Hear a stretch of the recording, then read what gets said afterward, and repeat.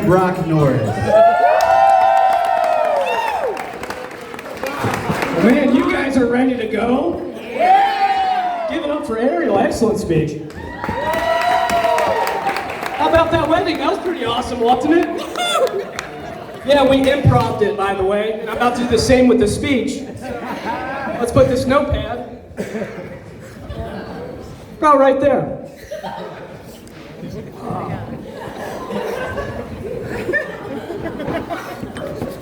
If you haven't met me, my name is Brock. I am Mason's younger, smarter, better-looking brother.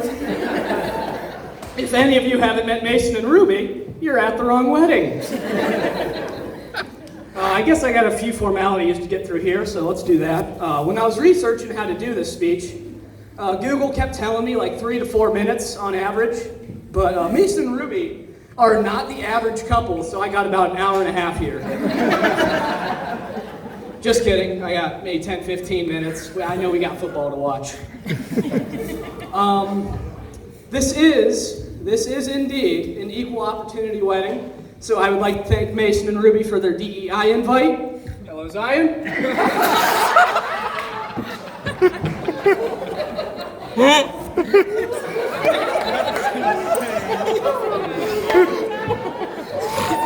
Oh yeah, I forgot. I was going for formalities here, so one sec. Thank you to everyone for driving out here. It's great to see all of your faces. I'm glad to see all the support for Mason and Ruby. I know a lot of time, money, and effort went into this, so double thank you to all of those involved. And one last shout out to all the bridesmaids and groomsmen. All the bridesmaids, you all look wonderful. And to the groomsmen, I can see why I was picked as best man. Anyways, Ruby, are you ready to hear some stories about Mason? Even from a young age, Mason and I were two peas in a pod. He's always had my back. Okay, pause, that one was a lie. When I was first born, Mason wanted to send me back to the hospital because he didn't like me. Luckily, my awesome parents kept me around. I'm basically the Michael Jordan, the best man. Anyways, back to the 3 or 4 story. I decided to take a Sharpie marker and tattoo my entire face with it when I was like 3 or 4. And after I admired my ink for a little while, I was like, oh shit, Mom and Dad's gonna find out. So I went to my big brother, and within seconds he had just the right answer. He goes, Brock, I'll be right back. Mason sneaks into the kitchen, gets a magic erase marker, soaks it in hot water, brings it back, starts scrubbing my face, and boom, just like that, Mom was on the phone with poison control. See, the ink came right off, but so did my epidermis. Darren, epidermis, that's the outside of your skin.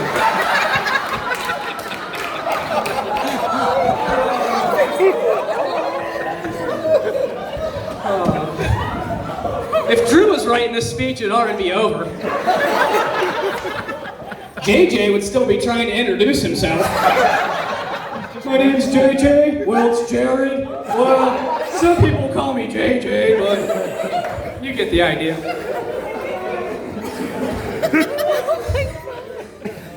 So, somewhere between that 3 and 4 age and later ages, me and Mason had the most wonderful childhood. We played Xbox, we rode bikes together, he made me shit my pants twice.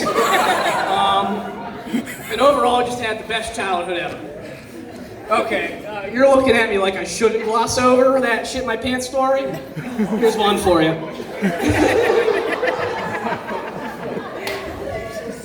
Mason started wrestling one year, and our bathroom upstairs must have been occupied, so I ran downstairs. Mason hit me with a single leg, took me down. I go, Mason, I gotta go. And he goes, oh, you're just trying to get out of this. I was not lying.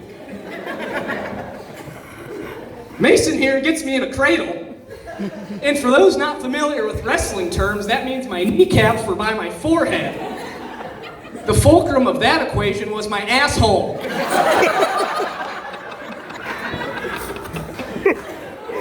You know the ending to that one.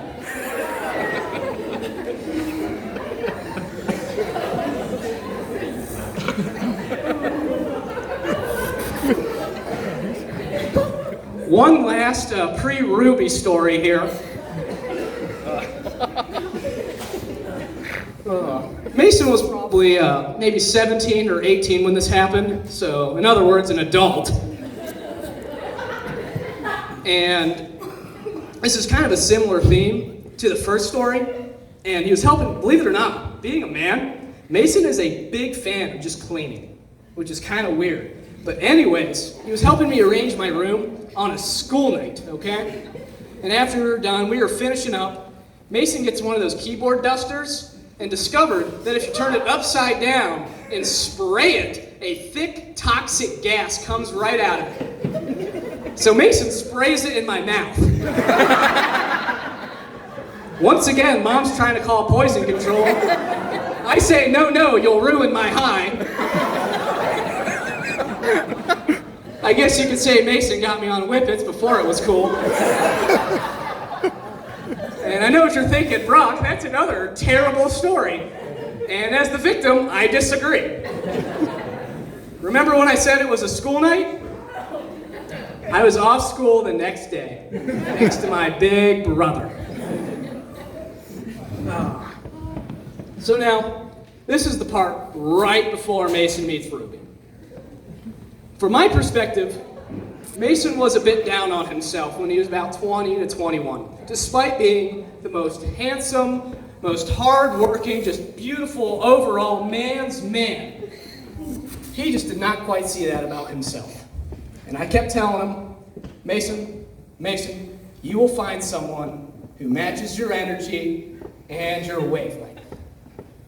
And then along came Ruby. Hi, Ruby. True or false? The first time you guys hung out and I picked up the friend group, you guys were all hanging out and I picked you guys up, Mason introduced me as your brother Bilo. True or false? Very true. Very true. And in trying to not make my big brother look like a big fat liar, I spoke like Borat the rest of the car ride. True or false? Awesome, very true. And true or false? We listened to Nickelback the whole way home. Yeah! Take all of your first dates and shove it down the drain. That one wins.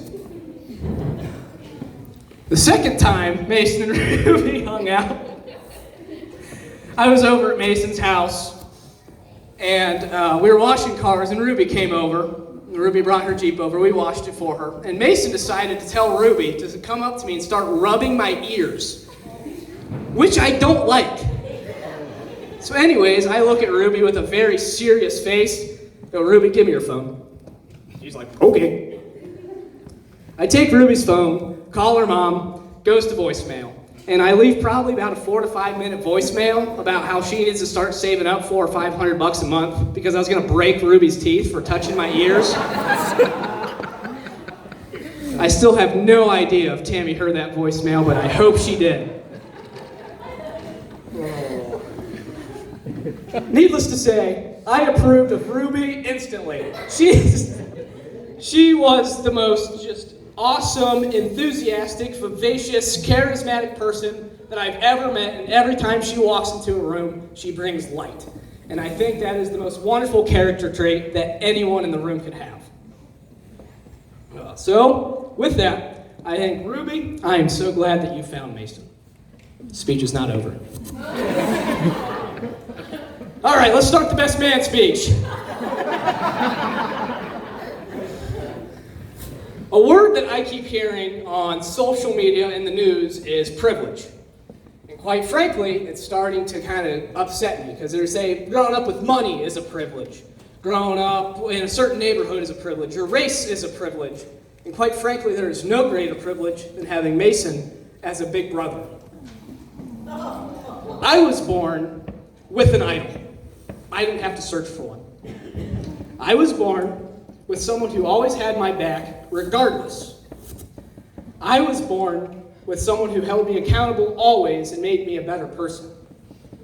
I was born with my best friend as a privilege. I'm not crying. Does anyone have a Zizal?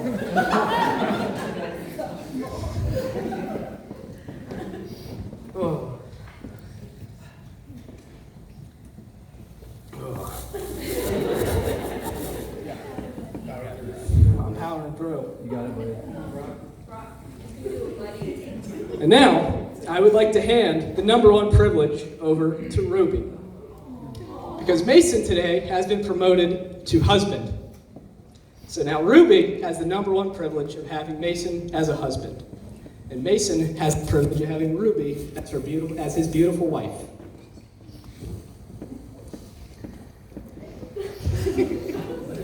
Quit crying. Make me cry. Jeez. Although I'm not losing my brother privilege, I'm glad to have Ruby have that honor. And on the car ride home yesterday, when I was driving my mom home, she mentioned to me that I had to give 3 pieces of advice or something to the bridesmaids and groomsmen. And I was like, oh, I usually get that advice from Mason, so this is going to be a little weird. Yeah. If you guys, or number one, if you guys have kids, don't let the groomsmen give them any advice. Number 2, don't let Boyer teach them how to drive.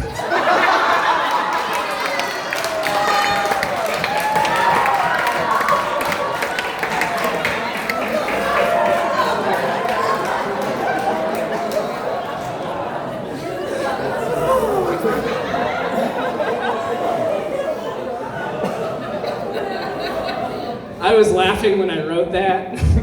Just kidding, this is improv. And for the third piece of advice, this is actually a good one. Mason and Ruby, although everything is bright and just wonderful right now, you will run into problems.